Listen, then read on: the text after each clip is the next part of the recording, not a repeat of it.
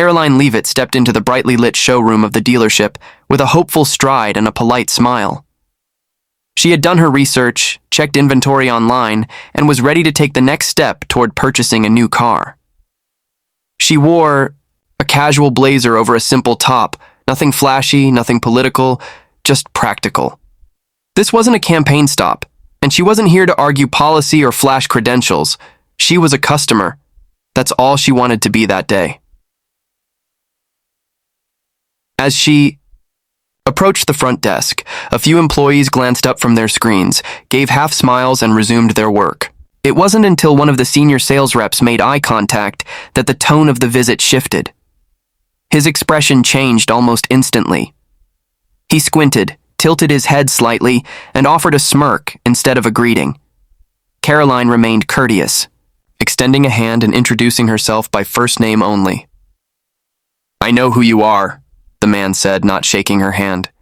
His voice carried a patronizing edge, tinged with amusement.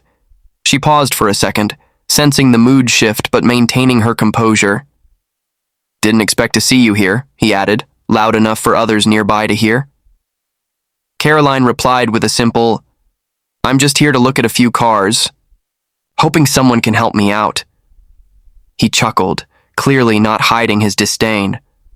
"Sure, I guess you're not too busy trying to save the country today, huh?" The jab didn't faze her, at least not on the outside. She was used to these moments. Public. Recognition followed by sarcasm. Still, this was different. This wasn't a debate stage or a live interview. This was a business. A place where she should have been treated like any other customer. Instead, she was being sized up, ridiculed before she even got a chance to explain what she was looking for. He started leading her toward the SUV section, but the conversation never turned toward vehicle features or financing options. Instead, he made comments under his breath, some more obvious than others. Things like, "Guess you'd want something with a big trunk for all that political baggage," or "Do you need room for all the red hats?" A couple of employees chuckled nearby, clearly aware of what was going on, but doing nothing to intervene. One even pulled out a phone, not to take pictures, but to check it, probably texting someone about what was happening. Karoline kept her head high, refusing to let the moment sink her to his level. She asked questions about mileage, safety ratings, towing capacity, trying to steer the conversation back to the reason she was there. But he barely responded to those inquiries. It was like he was more interested in making a point than making a sale. At one point, he leaned against a car and folded his arms. "You know, a lot of people don't like what you stand for. Around here, we try to keep things a little more inclusive." The implication hung in the air. Karoline looked him straight in the eye and said nothing. Not because she had nothing to say, but because she knew silence was sometimes louder than a comeback. She had every right to walk out. She could have raised her voice, demanded a manager, recorded the exchange, or called corporate. But she didn't. Instead, she finished the brief tour, nodded politely, and thanked him. "I appreciate your time," she said quietly. The irony was lost on him. As she turned to leave, she could hear a snide remark float from behind. Something about people like her not belonging in places like this. It wasn't the words that stung, it was the smugness. The assumption that because of her beliefs, she didn't deserve basic decency.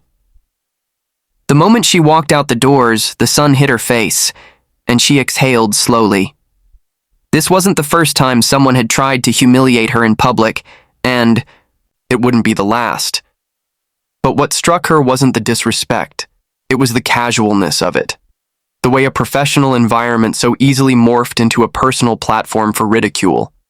She had come looking for a vehicle, and instead, she had been reminded that bias doesn't always wear a label. Sometimes it wears a name tag and hides behind a sales desk. The morning air was crisp, and the dealership parking lot was already beginning to fill with employees arriving for the day. Inside, the atmosphere was a mix of routine and curiosity. A message had gone out the night before, mandatory staff meeting, at 8 a.m. sharp.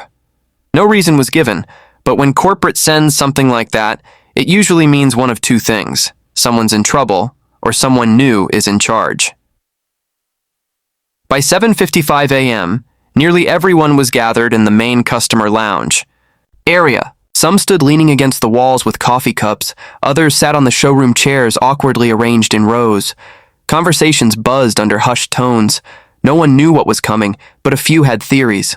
Most eyes glanced around, trying to gauge reactions, especially from the higher-ranking sales staff who might be in the know. The doors to the private conference office opened right at 8:00, and a composed figure stepped forward with a calm but confident presence. The room fell into silence almost instantly. There was no clipboard, no grand gestures, just someone who clearly knew the weight of authority without needing to flaunt it. There was something deliberate in the way this person carried themselves, a quiet intensity that commanded attention, without raising a voice. "Good morning," they began, voice even, tone professional. "We'll keep this brief. There's been a change in regional leadership, effective immediately."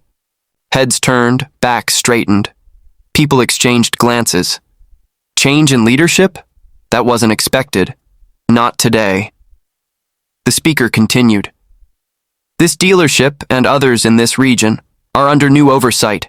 I'll be leading the operations, moving forward." A few staff members shifted uneasily.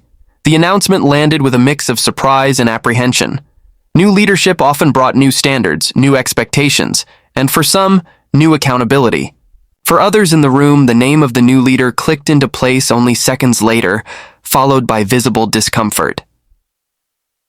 "I was made aware of a situation that took place yesterday involving a guest at this location," the voice said, still, calm, but unmistakably pointed. The air in the room shifted. No one laughed. No one dared whisper. It was not just unprofessional, it was unacceptable. There was no shouting, no theatrics, just a measured tone that made every word hit harder. The way it was phrased, you could tell this wasn't secondhand gossip or a vague HR complaint. This was someone who had the full story, word for word, step by step. And now, the consequences were about to unfold in real time. The speaker pulled a document from a folder and looked down for a moment before returning their gaze to the crowd. "We hold our team to a standard here. That standard includes respect for our customers, for our colleagues, and for the values this company claims to represent." You could hear the silence. It wasn't just quiet, it was heavy. A few employees stared at the floor, others at the ceiling, avoiding eye contact altogether. The discomfort was palpable, especially for those who had witnessed the incident just a day earlier and done nothing to stop it. "We don't tolerate mistreatment of any guest, not because of who they are, what they look like, or what they believe." Another beat passed. Then, effective immediately, changes will be made to ensure that this behavior is not just discouraged, it is removed. There was no need to name names. The point was made. It was direct, unflinching, and absolutely clear. What had been shrugged off the day before as casual mockery was now being handled with the gravity it deserved. The speaker didn't linger. They gave a few brief notes on expectations moving forward, touched on professionalism, then dismissed the staff. The message had been sent, firmly and without room for misinterpretation. As employees shuffled back to their desks and sales floors, the energy was different. There were no jokes this time, no smug laughter, just quiet reflection and subtle whispers. Some looked back toward the hallway where the announcement had been made. Others tried to act like nothing had happened. But the tension in the office was thick, though no one said it out loud. Whispers floated through the halls, and the air seemed still, like the moments before a storm rolls in. The earlier staff meeting had shaken the building, but now it was time for individual accountability. The leadership figure, calm and deliberate, called for a one-on-one meeting with the employee involved in the previous day's incident. He walked into the office with less confidence than usual, though he tried to conceal it with a stiff posture and forced grin. But there was no handshake waiting for him, no small talk, just a seat across from someone who had come prepared. The door closed with a soft click. A document was placed on the desk. One page, no fluff. The words at the top were unmistakable, termination notice. But the paper wasn't handed over right away. Not yet. Instead, the leader looked him in the eyes and began to speak, not with aggression or loud indignation, but with clarity and purpose. They recounted the events of the previous day with clinical precision. Not one detail was missed. The words he had used, the tone, the body language, the audience. Every moment was reconstructed, and not from hearsay. It was clear this information had come from direct sources, perhaps even the very person who had endured the humiliation. The smirk that had once graced his face when making cruel jokes was nowhere to be found. In its place was a shifting expression, part discomfort, part disbelief, and underneath it all, a flicker of regret that seemed to grow with each passing second. "You thought you were being clever," the leader said plainly, voice steady. "But what you were being was careless. You used a public setting, a place of business, to degrade someone you knew nothing about, solely because of your personal bias. That is not just inappropriate, it is disqualifying." He tried to speak, maybe to explain, maybe to soften the impact, but he was gently cut off. "This isn't a conversation," came the reply. "It's a decision." And with that, the document was slid across the desk. No fanfare, just consequences. It was done in the same way one would seal a letter, firm, final, and without malice. He looked down at the paper in disbelief. The room was quiet, save for the ticking of the wall clock and the occasional tap of fingers on the desk. It was clear there would be no negotiation. This wasn't about sales numbers or workplace performance. This was about values, and those had been trampled the moment professionalism gave way to petty insults. Still stunned, he asked, "Is this really necessary?" His voice lacked the arrogance it once carried. Now it sounded small. The leader met his eyes again, unwavering.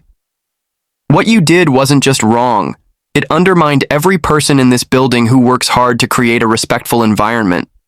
It sends a message that politics gives people a pass to treat others however they want. That's not the culture we're building. Not here, not anymore." There was a long pause, one that forced the weight of those words to land. Eventually, he picked up the paper, folded it, and stood up slowly. He offered no defense because there wasn't one left to give. Outside the office, the energy had shifted yet again. Word spread quickly, as it always does in close quarters. No dramatic scene unfolded, just a quiet walk through the hall, the sound of footsteps on tile, and then the whoosh of the door closing behind him one last time. Some employees watched in silence. Others pretended not to notice. But whether spoken or not, the message was received loud and clear. Disrespect, especially when wielded as a weapon of mockery, would cost you more than your pride. It could cost you your place entirely. There was no shouting, no headlines, just a line in the sand drawn with conviction. The kind of line that separates people who treat others with decency from those who never quite learned how. And from that moment forward, everyone knew exactly where that line was. Later that afternoon, the atmosphere inside the dealership was noticeably different. The tension that had filled the halls earlier had begun to settle, replaced by a sort of hushed reverence. Employees were quieter than usual, more focused on their tasks and far more attentive to the way they carried themselves. It wasn't fear, it was awareness. Awareness that actions had consequences, and that leadership wasn't just a title, it was something that could walk through the front, or observe in silence and make decisions that reshaped everything. When she returned, it was without ceremony. She didn't come back for confrontation or acknowledgement. She came back for the same reason she had come the day before, to purchase a vehicle. This time, however, the reception was markedly different. No smirks, no chuckles, no sidelong glances exchanged between co-workers. Instead, there was silence, interrupted only by the sound of footsteps as she made her way to the front desk. She greeted the receptionist with the same calm politeness she had offered the day before. The young woman behind the counter, who had witnessed the previous day's interactions but said nothing, now stood a little straighter and smiled with genuine warmth.